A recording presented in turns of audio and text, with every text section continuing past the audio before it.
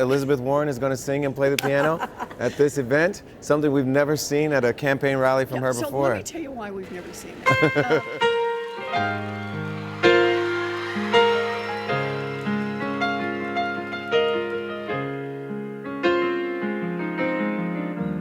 My mother played the piano, used to sing at weddings and funerals. Yes. My older brother, one of them, just had this gorgeous voice. And I still remember, I must have been 4 or 5, when I rounded the corner into the room where they were, and they were talking about how Betsy, that's what they used to call me, can't carry a tune in a bucket.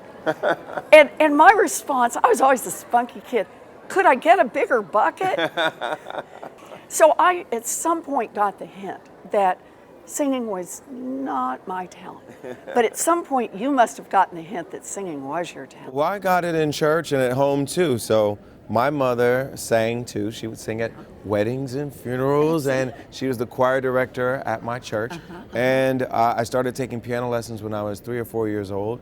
And I haven't stopped playing and singing since. So I would sing in the church choir, I would sing in school plays, I would sing in little talent shows around town. I would watch Star Search with Ed McMahon. You remember that? Yep. There was a new mall called the Mall at Fairfield Commons, right outside of Dayton.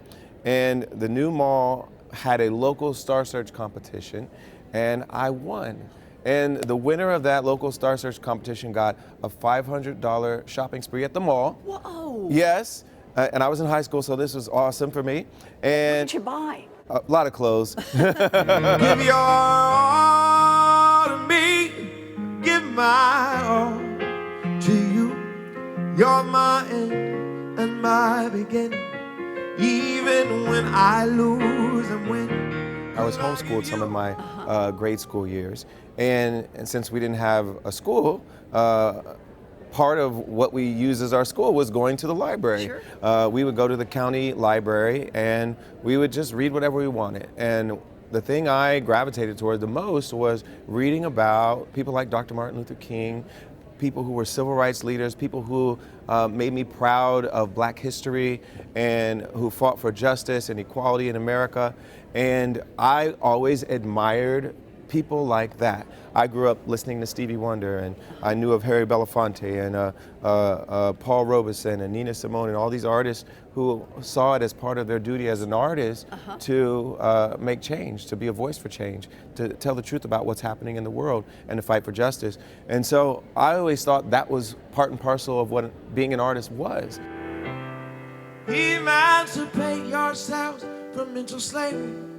None but ourselves can free our minds.